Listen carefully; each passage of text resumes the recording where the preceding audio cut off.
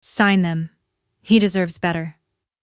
My sister said it gently while sliding a stack of divorce papers across the coffee table in the house my husband and I built together. 20 relatives sat in a circle. My husband Cole had been deployed for 9 months.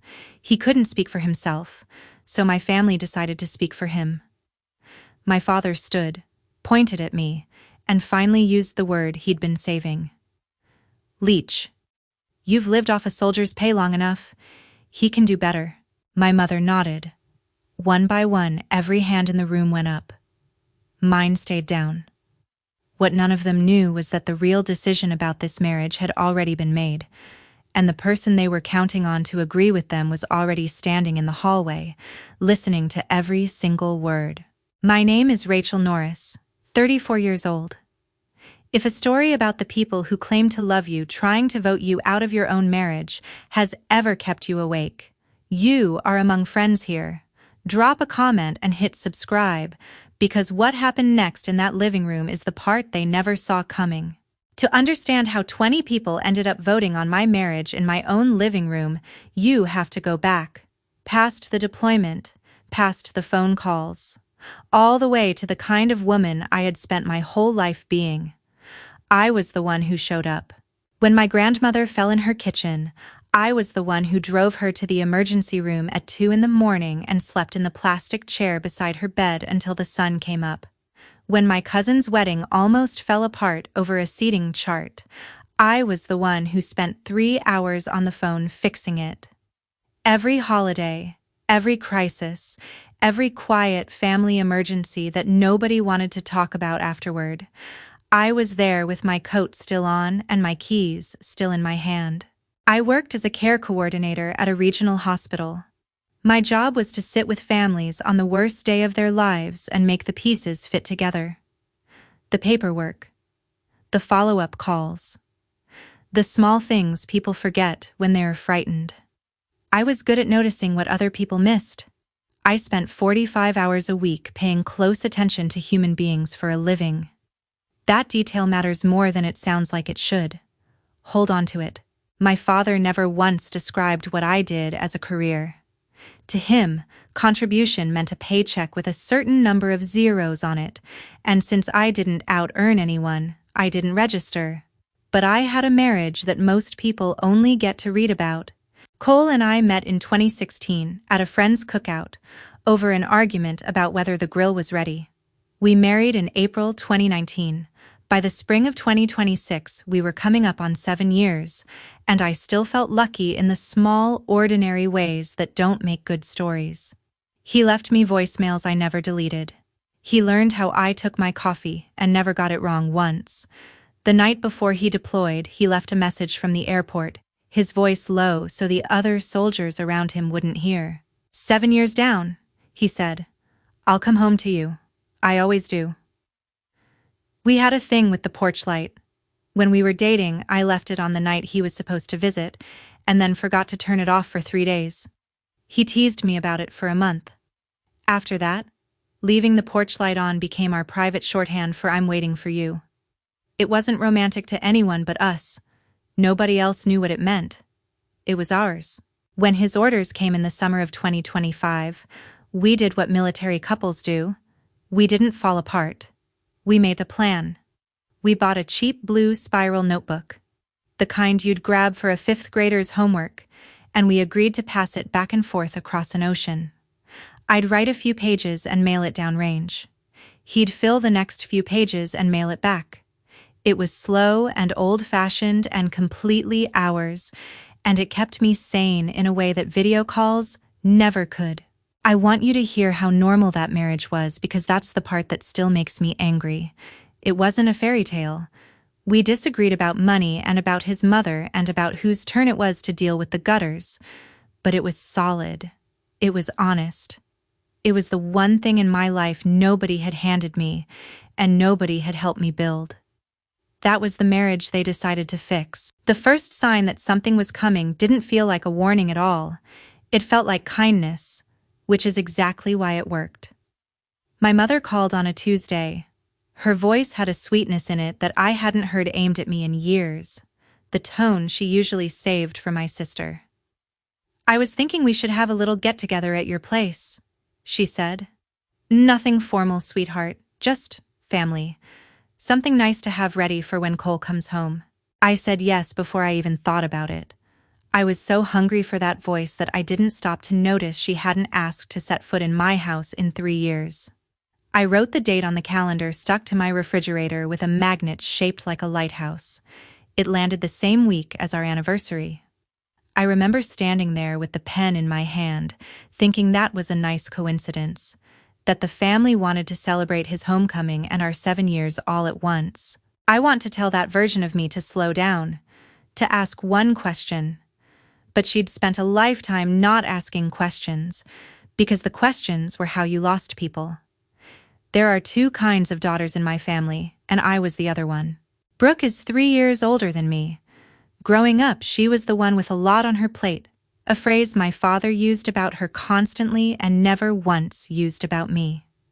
When Brooke needed money, there was money. When Brooke needed a second chance, there was always a second chance, warm and waiting. When I needed anything, the answer usually began with a sigh and a lecture about being realistic. I'll give you one example because a pattern is just a story you can prove. When Brooke got married, my parents paid for 140 guests, a live band, and a dress that cost more than my first car. When I got married, my mother told me, kindly, that times were tighter now, and I should keep it small. Cole and I had 30 people in a rented room above a restaurant, and I paid for the flowers myself, and it was the best day of my life, and I never once complained about the difference. That was my whole approach to being in that family. Notice everything, say nothing, keep the peace and hope that one day the peace would be returned. In the hallway of my parents' house, there are 2 framed graduation photos. Brooke's is the big one, matted and centered at eye level. Mine is a size smaller, hung slightly off to the side, close enough to the corner that you have to be looking for it to find it. I noticed it as a teenager and decided it didn't mean anything. Pretending things didn't mean anything was my entire survival strategy for about 20 years. The first time I brought Cole home, in 2016, Brooke watched him the way you watch something in a store window that you've already decided you want. She held his wine glass for him at dinner while he told a story, laughing a beat too long at the end of it, her hand resting on the back of his chair. "If you ever get tired of him, Rach," she said, smiling right at me, "he's got a brother, right?" Everyone laughed. I laughed too. That's the thing about a joke told at a dinner table. It gives everyone at the table permission to look away from it. And for 10 years, that's exactly what we all did. We looked away. I looked away hardest of all. When Cole's deployment was confirmed, Brooke was the first to volunteer. "You'll have enough on your plate," she told me, and I noticed even then that she'd borrowed my father's favorite phrase, the one he only ever used for her. "Let me help carry some of it. I'll check in on Cole so he doesn't feel forgotten over there. And I'll look after you." She asked me for the number to the Family Readiness Group, the unit's contact line for spouses and relatives. She said she wanted to understand the deployment schedule so she could be useful. It sounded so reasonable. I gave it to her without a second thought. That was the first thing I handed her. It would not be the last. Cole left in July. The house got very quiet in a way I wasn't prepared for. I'd known it would be hard. I hadn't known it would be loud.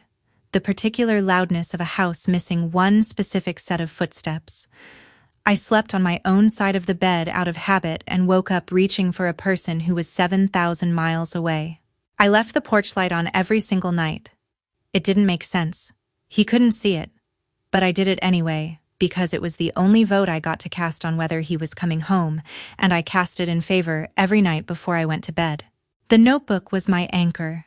His handwriting got smaller when he was tired and bigger when something good had happened, and I learned to read his week by the size of his letters before I read a single word. One page just said, "Kiss the porch light for me." I read it 4 times and pressed it flat with my hand like I could push it through the paper and into wherever he was. The odd things started small. the way the important things usually do. I was standing in a grocery store parking lot in September, loading bags into my trunk, when Brooke mentioned offhand that Cole would probably be back in the spring. Around April, she said, the way you'd mentioned the weather. I stopped with my hand on the trunk. How did you know that? She waved it off. Mom must have mentioned it, she said, already turning toward her car. But my mother didn't know the window. Almost nobody did. Return timelines from a deployment are held loosely on purpose because they shift constantly, and Cole and I had agreed to keep the specifics between the two of us so my family couldn't turn every changing date into a phone tree and a crisis. I told myself I'd misheard her. That was easier than the alternative. And back then, easier was the whole point of my personality.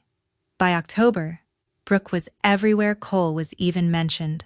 She started coming to my parents' house on the exact nights I called to talk about him, so that somehow she was always on the extension, always part of the conversation. She bought a little enamel bracelet, one of those support the troops things, that she'd never had any interest in before, and she wore it constantly and touched it when she talked about him. She used the word forgotten a lot. I just hate the idea of him over there feeling forgotten, she'd say, and there was something in the way she said it that sounded less like a woman worrying about a soldier and more like a woman counting her own days until something arrived. Then the family group chat went quiet on me. It happened gradually enough that I doubted myself. I'd send a message and watch it sit under a single gray word. Delivered. Not read. The 3 dots would appear, then vanish. I'd mention something at a family dinner and get blank looks, then realize a whole conversation had happened without me, somewhere I couldn't see. I was being managed. I didn't yet understand into what. There was one evening that should have told me everything. My mother hosted a care package assembly, the whole family sitting around her dining table stuffing boxes with socks and snacks and letters for Cole. It was my idea, originally, but by the time I arrived, Brooke had taken it over completely. She'd made a list. She was directing people. And when it came time to write the letters that would go inside, she'd already written hers, folded and sealed, before anyone else had picked up a pen. I didn't want to hold everyone up, she said, when I noticed. I sat at my own mother's table, stuffing a box for my own husband, and felt like a guest at something I had started. I told myself I was being oversensitive. I was very, very good at telling myself that. Around the same time, the questions began, and they were all wearing the same coat. My Aunt Colleen asked me, with her head tilted just so, "You holding up okay, honey? We worry, with you being out so much." Out so much. I was home every night talking to a porch light. But 3 different relatives asked me some version of that same question within 2 weeks, and they used almost the identical words each time, like people who had all read the same page. Somebody had written that page. It would be a while before I understood who. There was a Sunday dinner in October that I keep going back to. I arrived a little late, and by the time I walked in, they were already deep in a conversation that stopped the moment I stepped into the dining room. Not paused. Stopped. The way a conversation stops when it's about the person who just walked in. Brooke was at the head of the table, in the chair that used to be nobody's in particular, telling a story with her hands. My father was laughing at it. My mother refilled Brooke's glass without being asked. "There she is," my mother said, too brightly, and gestured me toward the far end, the seat by the kitchen door where the draft comes in. I sat where I was pointed. I passed the potatoes. I answered the same tilted question about holding up okay, and I watched a family I had bled for arrange itself around a table with me, placed carefully at the edge of it, and I told myself, one more time, that I was reading too much into a seating chart. I had gotten very good at explaining my own family away. It was the only skill I had that never once helped me. Thanksgiving was in November, And that was the day I stopped being able to tell myself I was imagining things. The house smelled like sage and my mother's good candles. Brooke arrived glowing. Not happy, exactly. Lit up, the way people are when they are anticipating something they haven't been given yet. She'd done her hair. She kept checking her phone and smiling at it and turning it face down on her thigh. At one point, my mother wanted a photo of everyone at the table, and Brooke's phone was the closest one, so I picked it up to take the picture. "Careful," she said, quick and sharp for half a second before she smoothed it over. My whole life's on that thing. I opened the camera, except the phone hadn't been resting on the camera. It had been resting on her messages, and for one full second before the screen switched over, I saw the top of a conversation. I saw the name at the top of it. And I saw a single line, the last thing she had typed, still sitting there in the little gray bubble. "He doesn't even know what he's missing." I have replayed that half second more times than I can count. My thumb moved before my brain did. I took a photo of her screen with my own phone, fast, the way you catch a glass that's already falling. Then I smiled, snapped the group picture of the table, and handed her phone back like nothing at all had happened. My hands were steady. 45 hours a week of staying steady in front of frightened people is good for something. I didn't say a word. Not that night. Not for 4 months. I want to be honest about why, because it's the part of this story I'm least proud of, and I think some of you already know the feeling. I stayed quiet because I was afraid. If I was wrong, I would lose them all for making an accusation like that.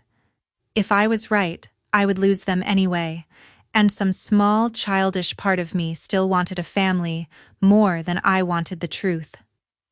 So I saved the photo in a hidden album on my phone, and I named the album something boring so I'd never have to see it by accident. Recipes. And I sat on it. That was my mistake. I want to name it clearly because my whole life turned on it. I told myself I was keeping the peace. What I was actually doing was buying them 4 more months to build the thing they were building. Silence isn't neutral. It never was. I just needed to almost lose everything to learn it. I found out how they were spending those 4 months in pieces, and most of the pieces came from Renee. Renee is my cousin, a year younger than me, and the only person in that family who ever looked at me like I was a whole human being instead of a role that needed managing. She called me one evening in January, and she was quiet in a way that made my stomach drop before she'd said anything real. "Rach, I don't want to be the one telling you this," she said, "but your dad used a word at dinner last week. About you. He said you contribute nothing to that marriage. He said Cole's carrying dead weight, and that the family ought to do something about it before he's stuck for good." Leech? She didn't say the word on that call, but I heard it underneath the ones she did say. The word had been born somewhere I wasn't invited, and now it had a life of its own, and it was walking around my family's dinners looking for a room big enough to be said out loud in. "Who agreed with him?" I asked. Renee hesitated. "More of them than I wanted," she said. "Your mom didn't stop him. And Brooke?" She trailed off. Brooke had a lot to say. I thanked her and hung up, and sat in my kitchen with the porch light glowing through the window, and understood that a story was being told about me, in rooms I couldn't enter, and that I had no way to correct it. I tried anyway. I called my mother the next morning because some hopeful part of me still believed you could fix a family with a phone call if you were reasonable enough. "Mom," I said, "I heard Dad's been saying some things about me, about my marriage. I'd like to understand where that's coming from." There was a small pause, the kind she uses to reload. "Sweetheart, you know how your father talks," she said, warm as a blanket and just as smothering. "Nobody's saying anything. We're all just a little worried about you, that's all. You've seemed so distant lately, so closed off. We only want what's best for you and Cole. Distant. Closed off." She had turned my isolation into evidence of my guilt, and she'd done it so gently that I almost apologized to her for it. I got off the phone shaking, not because she'd yelled, but because she hadn't. You cannot argue with a person who has decided your defense is a symptom. I hung up knowing less than when I'd called, and understanding for the first time that reasonable was not going to save me. A few weeks later, a relative I barely spoke to said something on the phone that made the floor tilt under me. "You'll be there Saturday, right?" she said. "For the, you know." I didn't know. There was a Saturday apparently, and it had a purpose. And everyone had been told about it except me. When I asked her what she meant, she went red so fast I could almost hear it, and she changed the subject to her son's soccer schedule and got off the phone within a minute. Saturday. The week of my anniversary. A meeting everyone had an invitation to except the person it was about. If you're listening to this and you already have a guess about what that Saturday was going to be, hold on to it. Drop it in the comments before I tell you. I genuinely want to know how many of you saw it before I did, because I didn't. Not yet. Stay with me, because this is the moment it stopped being about a word said behind my back and started being about a plan. The thing that finally turned the light all the way on for me wasn't the meeting, it was arithmetic. I sat down one night at my kitchen table and made a list on the back of a receipt of everything Brooke knew that she had no earthly business knowing. It started as one item and it did not stay one item. She knew the April return window. She'd known it in September, before I'd told anyone. In February, she let something slip on a call with my mother that I overheard from the next room, because I happened to be dropping off a dish and the door was open. "When I talked to him last week," Brooke said, "he said the flight got pushed, so it might be later than they told us." When I talked to him last week. The flight got pushed. His routing through a specific transit base overseas. These were details I hadn't shared with a single member of my family, because I'd learned the hard way that information in that house became ammunition.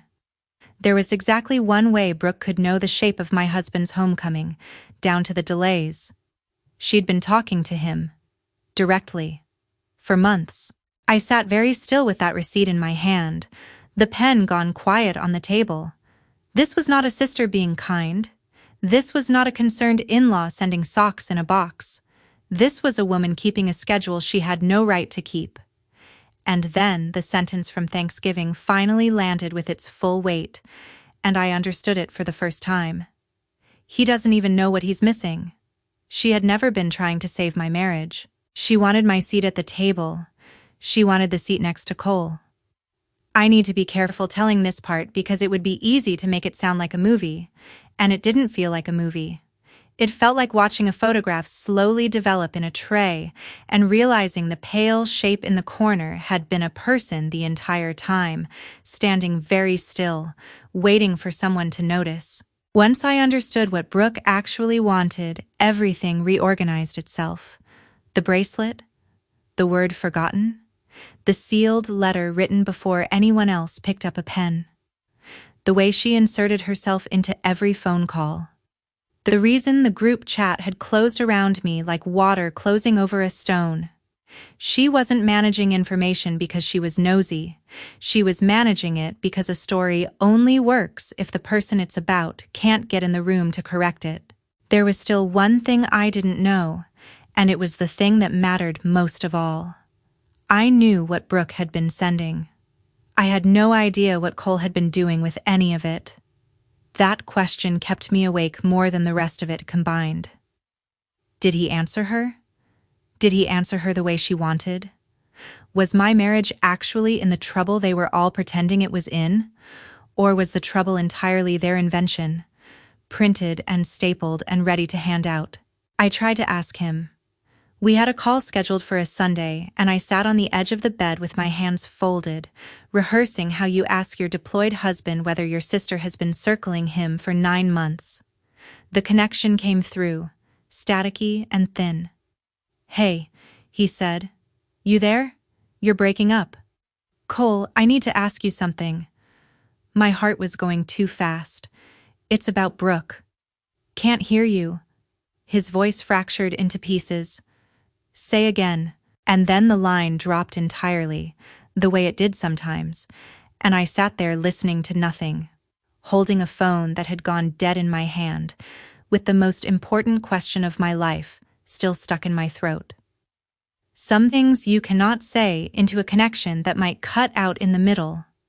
So I stayed inside the not knowing, which is the worst room in the house, and I waited. Late in March, Renee called again, and this time she didn't ease into it at all. Rachel. A breath. Your mom's calling it a vote. She's inviting everyone, 20 people, maybe more, and there are papers. I was standing in a parking lot again, because apparently that is where my life gets decided. It had started to rain, that thin, cold March rain that doesn't commit to anything. Papers, I repeated. Divorce papers, Renee said, and her voice cracked on it. Brooke printed them. I saw them on the counter at your mom's house. Your name's typed at the top. I understood exactly what I was looking at, and I want you to understand it too, because it matters for everything that comes next. A stack of printed divorce papers is not a divorce. Brooke had pulled blank forms off a court self-help website and run them through the copier at the shop near my parents' house. Signing them in a living room would not end my marriage. Nothing would be filed. No judge would ever see them. No court in the country recognizes a show of hands. I knew all of that. Cold. The way I know the intake forms at my own job. Which meant the papers were never the weapon. The papers were a prop. The real weapon was the room. 20 people arranged in a circle watching you refuse. That is the thing designed to break you. Not the ink, the audience. They didn't need my signature to be legal. They needed my surrender to be public, so that whatever story they were telling about my marriage would harden into fact in front of witnesses before Cole ever set foot home to hear a different version. If I broke down, if I signed, if I ran, the story became true in 20 memories at once. And no notebook full of his handwriting could argue with 20 witnesses. Renee told me exactly how they'd arranged my own living room. Chairs pulled into a semicircle, a single chair set in the center, facing all the rest, a seat at the front for my mother, angled like a moderator at a hearing. They set a chair in the middle, Rach, Renee said, like it's a trial. She texted me a picture she'd sketched of the layout on a napkin, a ring of little X's, one X alone in the center with my initial written next to it, and one X off to the side for the moderator. They had built a courtroom in the house where I'd painted the guest room, and they had cast me, in advance, as the defendant. I looked at that napkin for a long time. Then I decided something, quietly, the way you decide the things that actually change your life. They could have the room. But I was going to decide who the judge really was. Here is where I have to tell you about the woman I had been for 34 years, because she is the one who had to die a little for the rest of this to happen. That woman believed, all the way down in the foundation of herself, that if she were just good enough, patient enough, useful enough, her family would finally look at her the way they looked at Brooke. So she over-explained herself at every turn. She kept the peace at her own expense, every single time. She swallowed the small graduation photo and the 30-guest wedding, and the joke about the brother and the word out. She hid a screenshot for 4 months, rather than start a fight she might lose. Being agreeable was the toll she paid to keep her seat in the family, and she paid it daily, and she never once let herself notice that the seat kept getting smaller. The vote is what finally killed that woman, because it proved the math had been wrong the whole time. All those years of being easy to love had not protected me. They had done the opposite. They had trained every person in that circle to believe I would fold, because folding was the only thing they'd ever seen me do. My good behavior hadn't been buying me a place at the table. It had been buying them the confidence to hold this, so I stopped rehearsing my defense. I sat at my kitchen table the night before, with the blue notebook in front of me and the porch light on outside, and I realized I had been getting ready for the wrong thing entirely. I'd been preparing to prove my innocence to a jury I had never agreed to stand in front of. You don't do that. You don't argue your worth to people who have already appointed themselves your judges. The only move with any dignity in it was to refuse the trial itself. I was not going to sign anything. I decided that alone, before Cole had any part in it. I need you to hear that clearly, because it's the whole point of me. Whatever happened next, the choice not to give in was mine. Made at my own table, in my own name, with no one coming to save me. Renee wanted to warn Cole. We were sitting in her car outside my house the night before, engine ticking as it cooled, and she gripped the wheel and wouldn't look at me. He should know, Rachel, she said. He deserves to know before he walks into an ambush in his own home. No, I said. Let me stand in that room first. I need to be the one who doesn't sign. Not because a man came home and fixed it. Because I didn't fold, and I did it on my own. Renee was quiet for a long moment. You know I'm not good at no, she said finally. I know, I said. And I did know. I said no to her anyway, and I let her be the person she was going to be. And I have thought a great deal, since, about what it means to love someone enough to ignore their pride when their pride is about to cost them. There was one more decision, and it was the hardest of all of them. I still had the Thanksgiving photo. The thing on Brooke's screen. In that hidden album, I was holding something that could do far more than defend me. I could burn my sister to the ground in front of 20 people. I could read the entire thread out loud, expose every word she'd sent my husband over 9 months, humiliate her the exact way she was planning to humiliate me, and detonate the whole family in a single afternoon. I sat with that for a long time. I kept asking myself the same question over and over. Did I want the fire or did I want the door? The old me would have wanted to be understood so badly that she'd have burned the house down to make her point. But I was tired of setting myself on fire to keep that family warm. I made a new folder on my phone and I moved the photo into it, and I named the folder Door. I chose the door. But I brought a match anyway, in case they left me no door at all. Saturday came, and it was our anniversary week, and the sky was that flat spring gray that can't decide what it wants to be. My mother had asked me, in her sweet borrowed voice, to run out and pick up a cake and some flowers for the homecoming gathering I still believed I was hosting. So I left my own house for an hour, and while I was gone, they arrived early, and they turned my living room into the thing Renee had drawn on a napkin. I was 3 blocks away when Renee's text came through. Come home now. It's not what your mom told you. Walt looks sick about it. I drove the last 3 blocks with a cake box sliding across the passenger seat every time I turned. My street was lined with cars. I counted them without meaning to, because counting is what I do when I'm afraid. 20, give or take, parked bumper to bumper along the curb of the house where Cole and I had picked paint colors and argued about the gutters. The porch light was on. In the middle of the afternoon, in full daylight, our porch light was burning, and not one of the 20 people inside had known enough about my life to turn it off. I set the cake down on the hood of my car and left it there in the gray light. I had gone out for 1 hour to buy dessert for a homecoming. I came back to a courtroom. I opened my own front door and walked into the room they had built. The chairs were exactly where Renee said they'd be, dragged in from the kitchen and the dining room and arranged into a horseshoe. My mother sat at the front in the moderator's seat, her hands folded in her lap like a woman about to lead a prayer. 20 faces turned toward me at once. My Aunt Colleen wouldn't meet my eyes.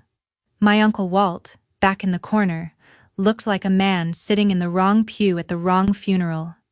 And on the coffee table, squared off and stapled and waiting, sat the papers. There was an empty chair set out for me in the center of the horseshoe. I didn't sit in it. I still don't entirely know why. My feet just carried me to the edge of the room instead, near the mouth of the hallway, and I stood there. Some part of me refused the defendant's chair before the rest of me had finished understanding what the chair was for. Sit down, sweetheart, my mother said, patting the empty seat. We're all here because we love you. I stayed standing, My father rose first. He'd been waiting a long time for this, and you could tell, because the line came out too rehearsed to land the way he'd wanted it to in his head. "You've leeched off that boy long enough," he said. "This ends today, Rachel." And he did not look at me while he said it. He looked at the wall a foot above my head, the way people do when they've decided a person is a problem and not a face. I have been called things in my life. But there is something specific about watching your own father say the cruelest sentence he owns to a room full of people who nod along in rhythm. It didn't make me want to cry. It made me very calm. The particular calm a hospital teaches you. The calm that arrives when the worst has already happened, and now there's only work left to do. Then Brooke stood up, and she picked up the papers, and she crossed the room to me. She held them out with both hands, gently, the way you'd offer someone a gift they hadn't asked for. "Sign them, Rach," she said. "He deserves better." And she glanced at the front door as she said it. Just a flick of her eyes toward it, like some part of her half expected Cole to walk through it right then and choose her on the spot, in front of everyone, as a reward. She had no idea how right she was about the door, and how completely wrong she was about the choosing. A pen lay on the coffee table, lined up perfectly parallel to the edge of the stack. My mother turned to face the room. "All in favor," she said, in her clear moderator's voice, "of Rachel doing the right thing for Cole? Please raise your hand." They went up one at a time, Colleen's first, high and quick and certain. Then the believers, the ones who'd been fed a single story with no other version to compare it to, their hands rising because family had told them to. Then the slow ones, the ones who lifted their hands halfway and glanced sideways first. Going along because going along was safer than being the one who didn't. 10 hands. 15. Then more. In the back corner, Walt looked down at his own lap. His hand came up partway. Then it went back down, and it stayed down. And he pressed it flat against his knee like he was physically holding it there against a current. Mine never moved. I kept it exactly where it was, at my side, and I let them count without me. The room went quiet the way a room goes quiet when everyone in it believes something has just been settled and made real. My mother almost smiled. She had built the thing, and the thing had worked. And all that was left was my signature or my tears, and she didn't much care which. And in that quiet, behind all of them, a single floorboard creaked in the hallway. 20 heads turned toward the sound at once. Cole stood in the mouth of the hall with his duffel bag still on one shoulder and his own house key in his hand. He didn't shout. That's the thing people always expect, and it's not what happened. He looked at the horseshoe of chairs, at the raised hands and the one lowered one, at the stapled papers on the coffee table, at my mother sitting in her moderator's seat. Then he looked at me, and he said 5 words, in a voice that was almost quiet, and the quiet was somehow worse than any yelling could have been. "You forgot my vote." Nobody had a plan for him. You could actually watch it move across the room like a front of cold air.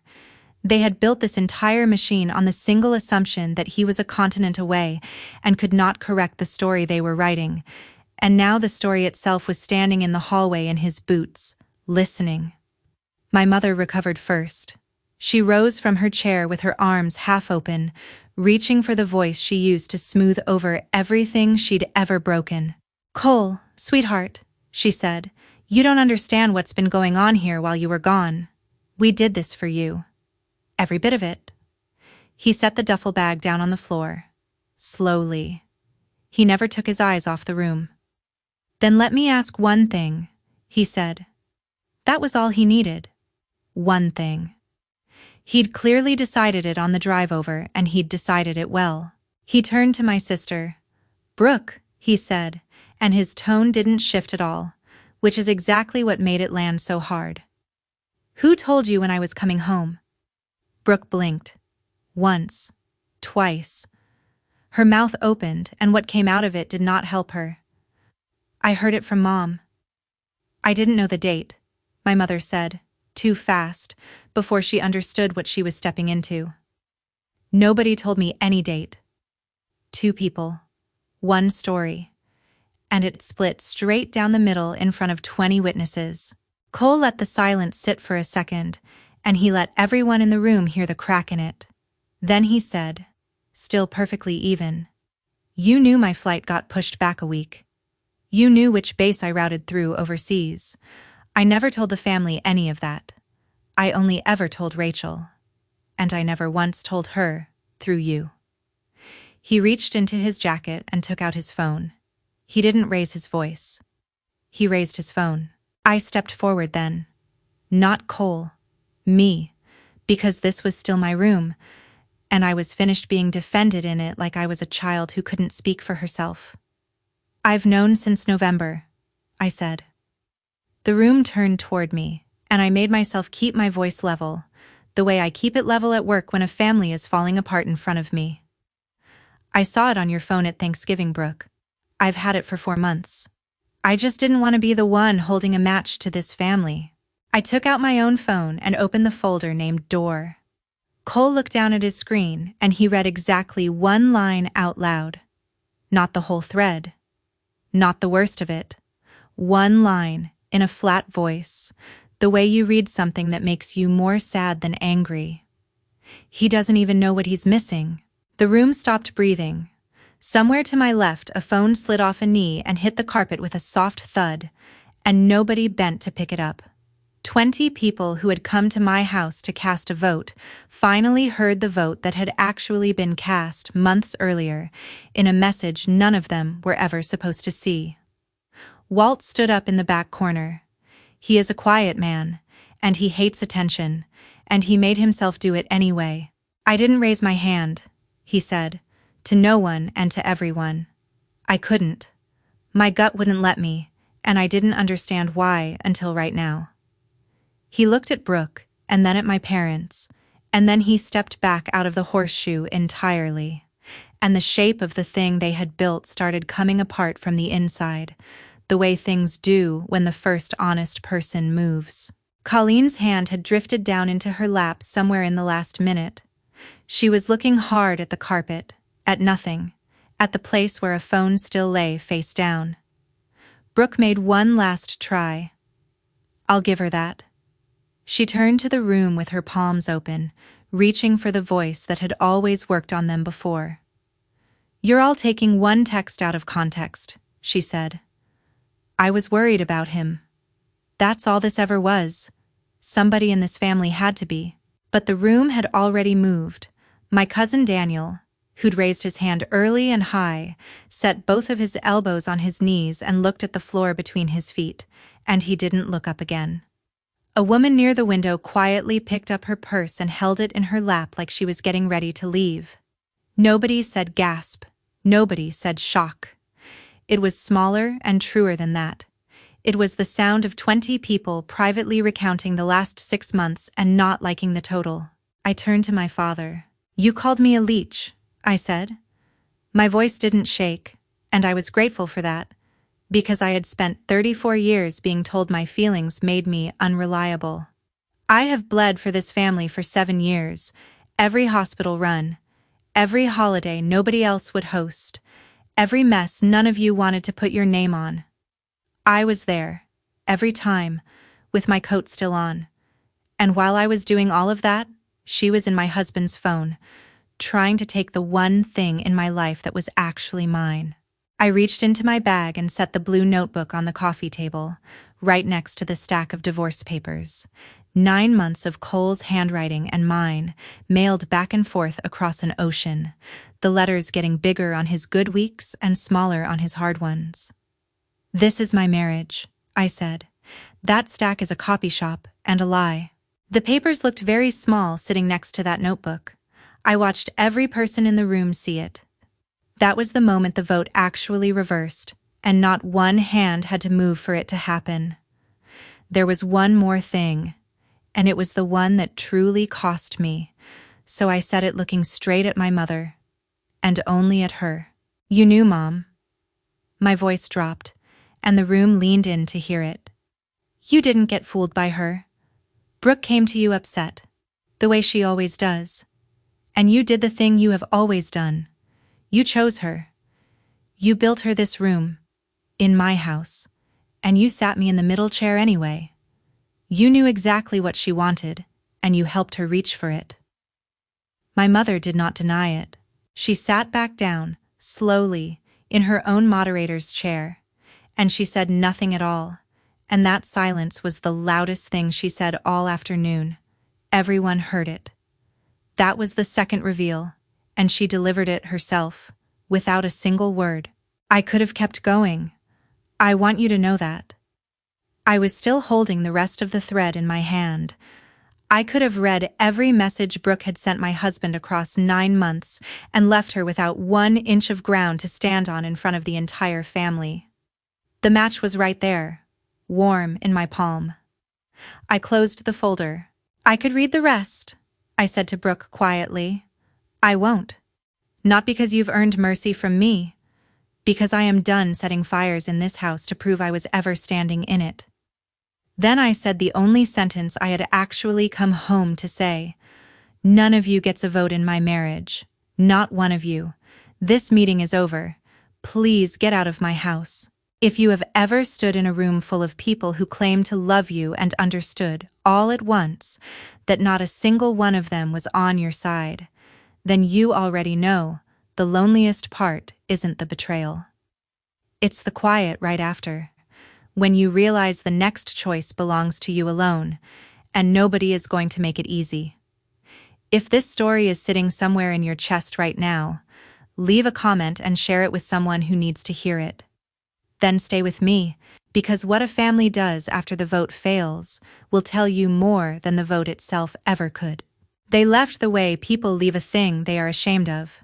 Quickly, and without looking at each other, and without looking at me. Colleen tried to touch my arm on her way out, a small apology in the shape of a hand, and I let it land, and then I stepped back. And she understood everything I meant by that. Walt squeezed my shoulder once at the door and said, "Good," and nothing else, which from Walt is an entire speech. Renee stayed in the driveway until the last taillights turned the corner at the end of the block. The last hand to touch those divorce papers was mine. I folded them in half, once, a clean crease down the middle, and I held them out to my sister on her way to the door. She took them because she genuinely didn't know what else to do with her hands. She didn't look at me. She walked out of my house carrying the thing she had printed to end me. Then the house was empty, and it was just Cole and me, standing in the hallway where he'd come in. We sat down on the floor right there, both of us, backs against the wall, because neither of us had the energy left to make it as far as the couch. His duffel bag was still by the door where he'd set it down. "I should have told you," he said finally, staring at the opposite wall. The very first time she texted me, back in August. It was strange, and I knew it was strange the second I read it, and I told myself I was protecting you by not piling it on while I was gone. You had enough. I thought silence was the same thing as protection. It protected her, I said. Not cruel, just true. He needed to hear the true version, not the kind one. I know. He turned his wedding ring on his finger, a thing he does when he's ashamed and doesn't have the words yet. I kept every message she ever sent. Some part of me knew I'd need them one day. I just never imagined the day would be my own living room, with your father calling you a leech while I stood in the hall listening. I asked him the question I had been carrying since November, the one I couldn't get out before the line dropped, the one that had kept me awake more than all the rest of it combined. Did you ever answer her? The way she wanted? No. He looked directly at me when he said it, steady, no hesitation anywhere in his face. Not once. I read them, and I felt sick. And I answered her the way you'd answer a stranger who got your number by mistake, and I counted the days until I could come home to the person I actually married. He almost smiled, exhausted. The porch light was on when I pulled up today, in the middle of the afternoon, and I knew you were still in there, and I knew you were still waiting, and I knew whatever was happening inside that house, I hadn't lost you. We had 7 years to celebrate, and a house that needed airing out. We started with the house. The weeks after taught me something about consequences that I've carried ever since. They don't always look like punishment. Sometimes they just look like the truth. Finally sitting out in the open where everyone can see it, with no one left to argue. Brooke was not dragged out of anywhere or arrested or publicly destroyed. Nothing so dramatic. She was simply, quietly, no longer believed. Word moves through a family the way water finds the low ground, and by May, every relative who had raised a hand that afternoon had heard the one line Cole read aloud, and every one of them did the arithmetic I'd done months earlier on the back of a receipt. She stopped getting the first phone call. She stopped being consulted. She stopped being the one with a lot on her plate. For the first time in her life, she got the smaller frame, and she got it in a way that no one had to hang on any wall for her to feel it. My father never apologized. I didn't expect him to, and I've made my peace with that. Some men would rather be right about a single word than right with a daughter, and he made his choice at that coffee table in front of everyone.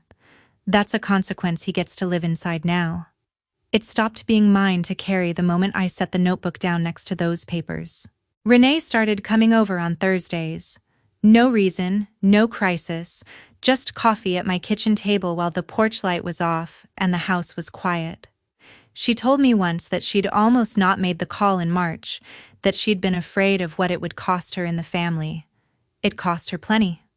She got the cold shoulder for a while, the same gray silence they'd used on me. She told me it was worth it, and I believed her, because she kept showing up on Thursdays to prove it. Cole and I made one real change, and we made it together, at that same kitchen table. For 7 years I had hosted the holidays and the birthdays and the ordinary Sundays, because hosting was how I earned my place. We decided we were done earning it. If they wanted to see us, they could come to us on our terms, or we could spend the day just the two of us with the good pasta and no audience. That Mother's Day, the second Sunday in May, I didn't drive over to my mother's house the way I had every year of my adult life, and nobody came to mine, and I braced for the old ache, the one that used to whisper that being left out was proof of something wrong in me. It didn't come.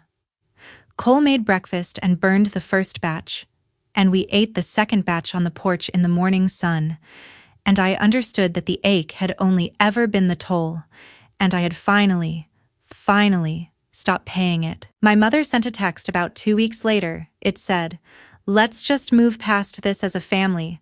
Life's too short." For most of my life, being read and ignored was the thing that could break my heart in one line.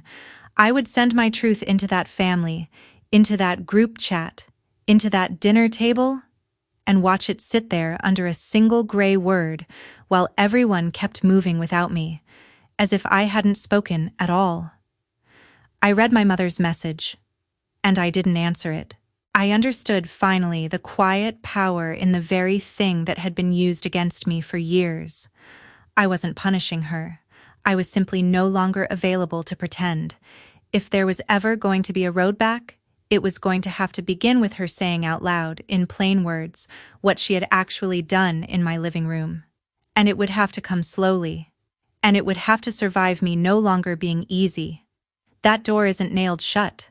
But I am the one holding the key to it now, and I have stopped handing my keys to people who only ever used them to lock me out. It was a Tuesday in May when Cole wrote in the blue notebook again. We didn't need it anymore, not for its old purpose. He was home, sleeping on his own side of the bed, getting my coffee right every single morning. But he opened it to the next blank page anyway, and he wrote one line, and he turned it around on the kitchen table for me to read. "Kiss the porch light for me. I'm home to do it myself now." That night, for the first time in 9 months, I turned the porch light off. Not because I had given up waiting, because the person I'd been waiting for was standing in the kitchen behind me, arguing cheerfully about whether we'd overcooked the pasta again. Home, and ordinary, and mine. They counted 20 hands in my living room that day. It took me 34 years to understand that the only vote about my life that ever counted was the one I had spent all of those years refusing to cast. Not the vote about my marriage, the vote about my own worth. I'd left that hand down my whole life, sitting quietly in the middle chair, waiting for someone in that family to raise theirs first, to tell me I was allowed. In the end, I stopped waiting for them. I raised my own.